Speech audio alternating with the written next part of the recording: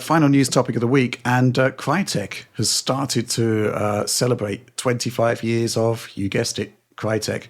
And Wait a minute. yeah, what's going on? How? They put out a kind of celebratory documentary. Unfortunately, well, it's split into parts, and this is part one. Part one is about 20 odd minutes, but it's covering a lot of ground, Alex, right from the beginning of Crytek all the way up to Crysis. Tell me more. Well, it's a really it's 20 minutes long, so it has a limit into the depth it can go into. So that's one thing I should preface, and it's going to be covering the whole 25 years. So the first core years where I would say Crytek made themselves most defined is definitely in this episode. And it shows some really cool stuff with behind the scenes photos, some behind the scenes videos of everything, and also explaining just what brought Crytek into the position it was where it would be launching Crysis. And I think that's a really important story that a lot of people don't talk about these days, where they have their initial rise due to a graphics demo. And that's kind of ironic because people would always probably say negative things about their games by describing them as graphics demos. But that's really how they came into fame, like the Exile demo that was repackaged and remade partially to celebrate the launch of the GeForce 3. And you can still download this demo. I think it still runs on modern graphics hardware. Maybe has issues with you'd have to run it in Windows XP compatibility mode or something like that, or maybe it's Windows 98 compatibility mode. But it should run pretty well, and it's an awesome demo. Just bump mapping and real-time lighting and really cool reflection effects across the water. It's an awesome looking demo and a large world. And this video from Crytek here goes through it. They're talking initially with Avni Yearly, one of the three Yearly brothers that founded the studio, which then moved to Frankfurt at one point. And it's going through essentially how it led into the development of Far Cry and how Crysis is more a perfection. They actually do kind of describe it as such, and John and I have talked about this before, where Crysis is the perfecting of what Far Cry was trying to do. Where they're showing that Far Cry at its point of release was really unique because it showed a larger organic world filled with vegetation. And that wasn't so common and looking good at games at that point in time. But I would say some of the gameplay was unrefined in that game in comparison to what we saw later with the Crysis. And they kind of described that arcing journey there to get over to Crysis and what made Crysis so special. And I think they definitely brought that out in the video. They had interviews with a number of people who worked on Crysis, and I think those are all people who are actually still working at Crytek now. Some people that joined Crysis later on, shortly before release, as well as Vlad, who we've talked to before when we went over there to interview them for Crysis Remastered release. And he goes in how he was hired basically by posting a demo, an OpenGL demo on the web that then the Yearly, then Shavat probably contacted him and brought him over, which I found amazing.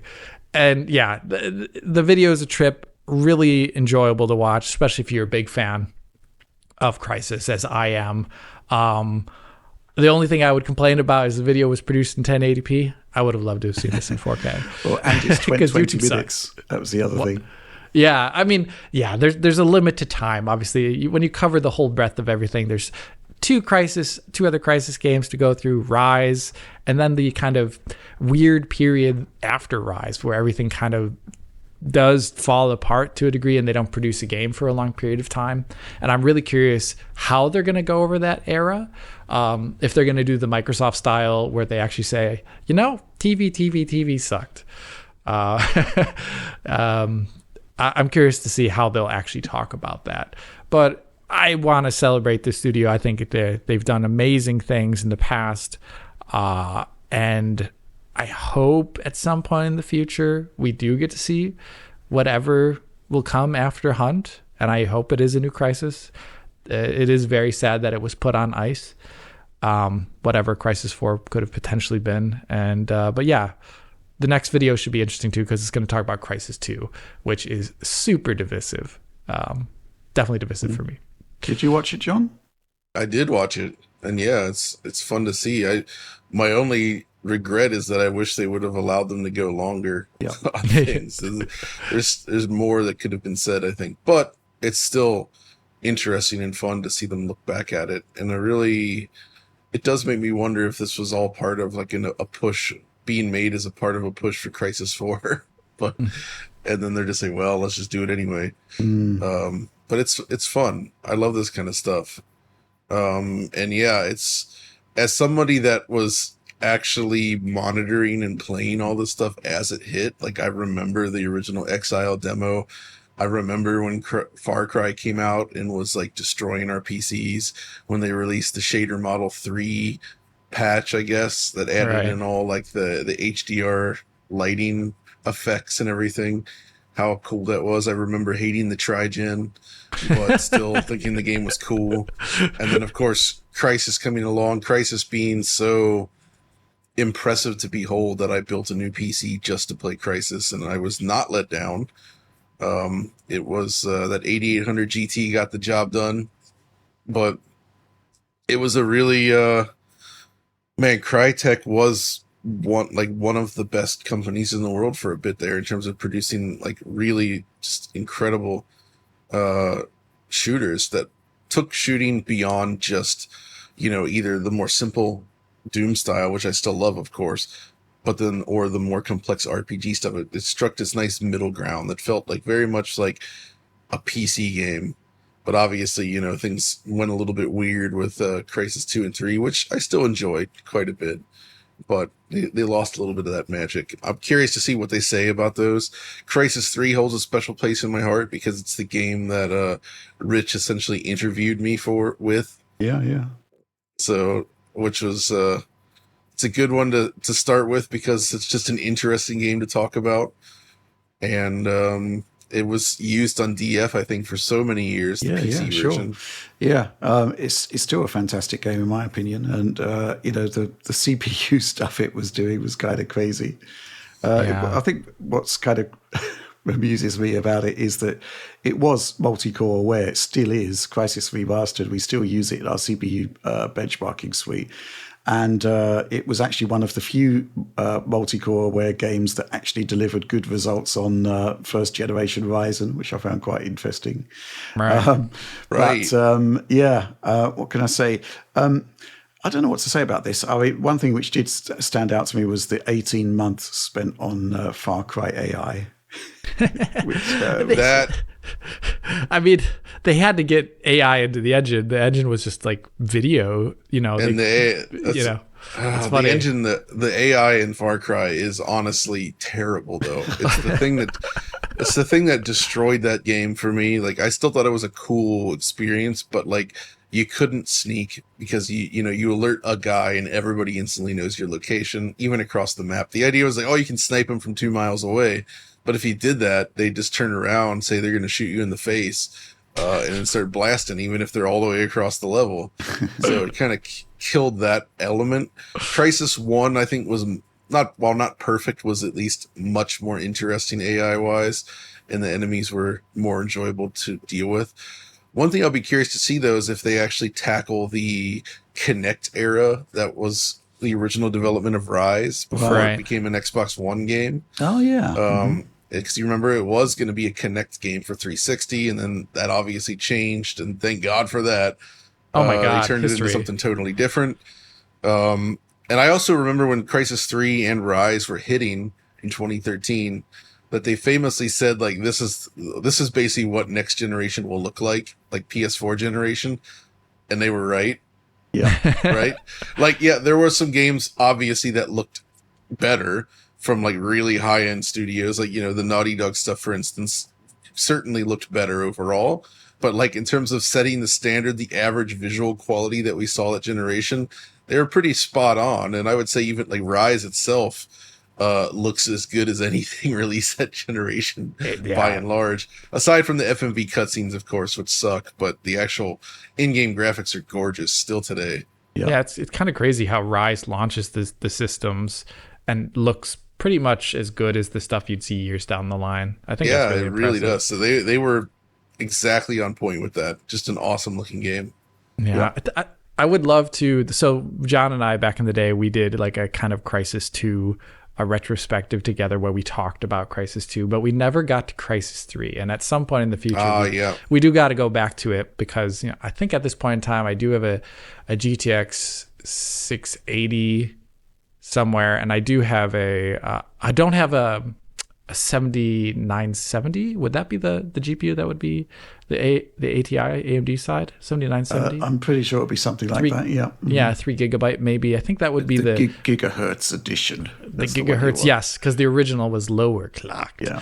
And Right. I think that would be just to go back on hardware of the time and just talk about the game and what it did in a special way, because it didn't have the T2X. Yeah, it didn't have that PBR necessarily. It had aspects no. of PBR, but it didn't have the full gamut that we'd see eventually in Ryse. And you know that would be a really cool thing to talk about, just because, like Rich said, it could run better on 8-core CPUs when they didn't even exist at that point in time.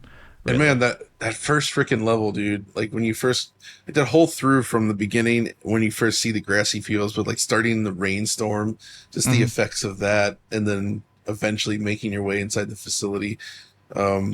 Of course, Crysis 3 is also a perfect example of why good temporal solutions are necessary for anti-aliasing. Yes. Because the metallic areas are, even T2X being sort of like an initial attempt at sort of temporal anti-aliasing, but still somewhat limited at the time.